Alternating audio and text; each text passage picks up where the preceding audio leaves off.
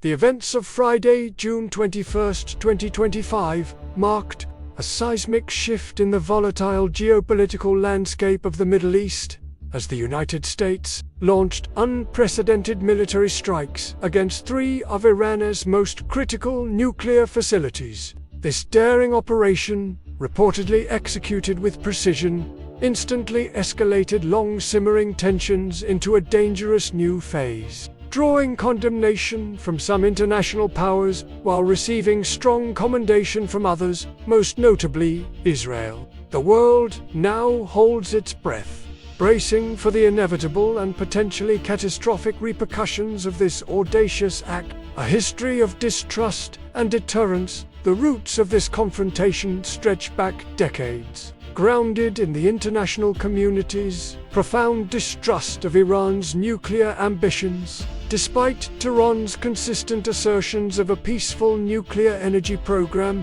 a history of clandestine activities, and a lack of full transparency with the International Atomic Energy Agency, fueled suspicions that Iran sought to develop nuclear weapons. This concern intensified, particularly after revelations of undeclared facilities and enriched uranium stockpiles. The Multilateral Joint Comprehensive Plan of Action, signed in 2015, represented a significant, albeit fragile, attempt to resolve this crisis.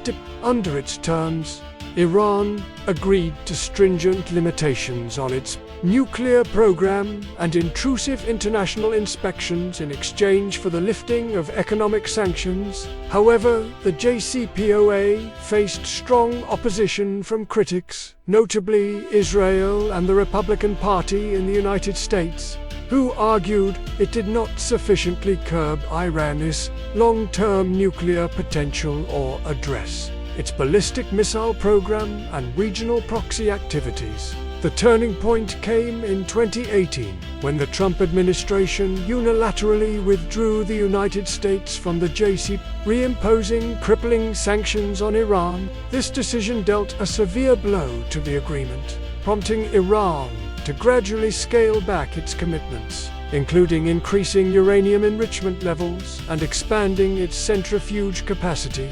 Diplomatic efforts to revive the deal proved futile, leaving the nuclear issue in a dangerous limbo, characterized by escalating rhetoric, regional shadow wars, and a growing sense of inevitability about a more direct confrontation. The U.S. decision on June 21st, according to President Trump's statements, was a direct consequence of Iran's continued advancements in its nuclear program and what the White House described as an imminent threat of nuclear breakout capability. The strike, precision, and power. The U.S. operation, executed in the pre-dawn hours of June 21st, was reportedly a multi-pronged assault leveraging some of America's most advanced military hardware. Fordow, a heavily fortified facility burrowed deep inside a mountain, was targeted by two B-2 Spirit stealth bombers, deploying GBU-57 massive ordnance penetrator bunker buster bombs. These 30,000-pound precision-guided munitions are designed to destroy deeply buried, hardened targets. The goal at Fordow was clear: to neutralize its advanced centrifuges and prevent further uranium enrichment at a site considered virtually impervious to conventional attacks. Simultaneously, the vast enrichment complex at Natanz, Iran's primary uranium enrichment facility, was reportedly struck by over 60 Tomahawk cruise missiles launched from U.S. Navy submarines operating in the Arabian Sea. These missiles targeted critical infrastructure, including centrifuge halls, research and development labs, and power supply systems. The intent was to cripple Iran's ability to enrich uranium on an industrial scale, setting back its program by years. The third significant target was the Esfahan Nuclear Technology Center, home to various nuclear research facilities, including uranium conversion plants. While the specific ordnance used here was less detailed in initial reports, the objective was to degrade Iran's capacity for nuclear fuel cycle operations and associated research. U.S. officials, including President Trump, claimed the strikes achieved their objectives, asserting that the facilities were obliterated and Iran's nuclear program had been set back decades. However, Iranian state media quickly moved to downplay the damage, with the head of Iran's Atomic Energy Organization claiming no signs of contamination and asserting that the program would not be stopped. Independent analysis, particularly from Chinese military experts, suggested that while significant damage may have been inflicted, the bunker buster bombs might not have been sufficient to completely destroy deeply buried sites like Fordow, leaving room for a more protracted recovery. Iran's fiery retaliation. The Iranian response was swift and unequivocal.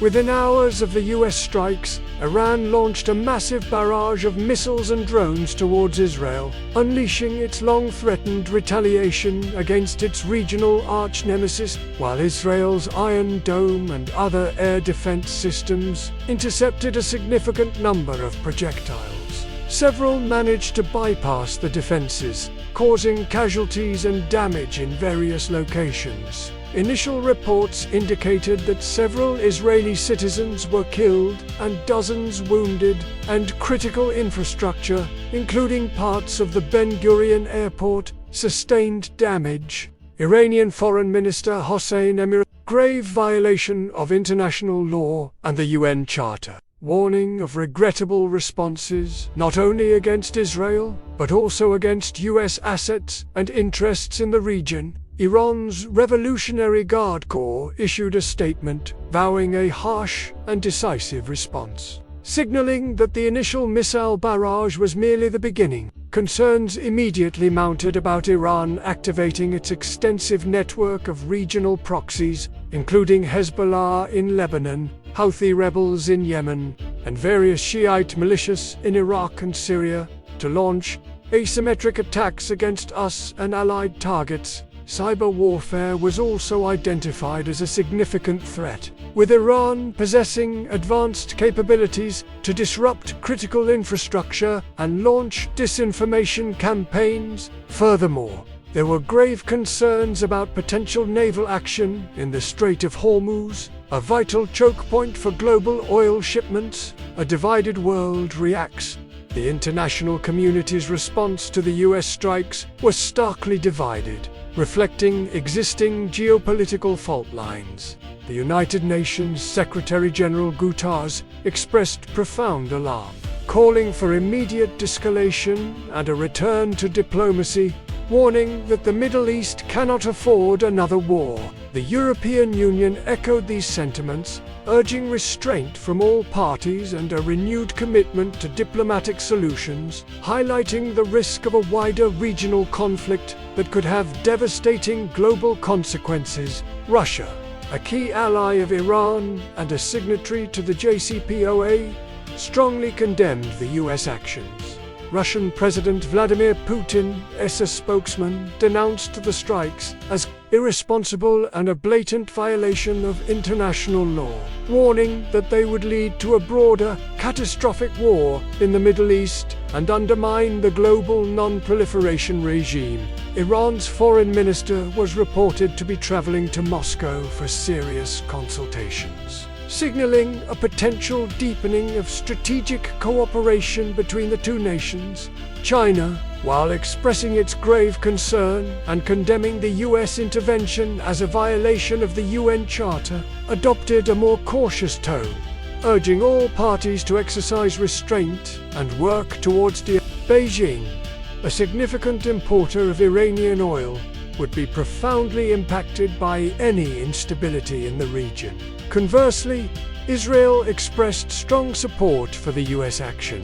Prime Minister Benjamin Netanyahu and President Isaac Herzog lauded the strikes, thanking President Trump for his historic and courageous decision to deal a decisive blow to Iran's nuclear program.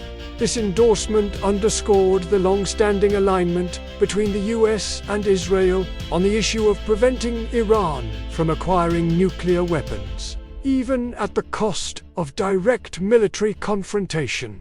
The G7 leaders, meeting in an emergency session, called for de-escalation, but also affirmed Israel's right to defend itself, while reiterating that Iran must not be allowed to obtain a nuclear weapon. Economic tremors and humanitarian fears. The economic fallout of the strikes was immediate and substantial. Global oil prices surged, with Brent crude rising 18% since June 10th and hitting $79.04 a barrel in the hours following the attacks. Analysts warned that prices could soar past $100 per barrel if the conflict escalated, particularly if Iran made good on its threats to disrupt shipping through the Strait of Hormuz. This vital waterway, through which a significant portion of the world's oil supply passes, became an immediate flashpoint, raising fears of global energy shocks and supply chain disruptions.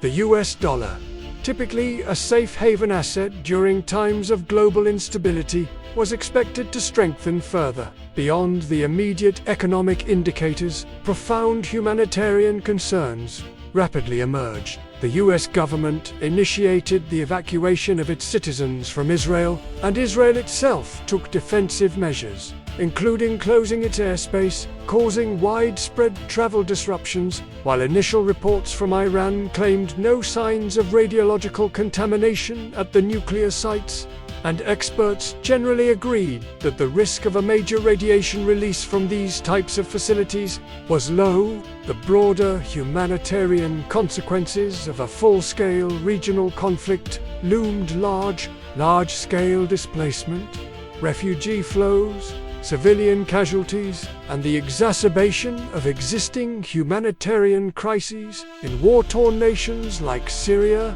Yemen, and potentially Gaza, where tensions remain acutely high, were immediate possibilities. Aid organizations began preparing for a surge in humanitarian needs across the region. The road ahead, a perilous path. The US strikes on Iran's nuclear facilities represent a monumental gamble, fundamentally altering the calculus of the Middle East.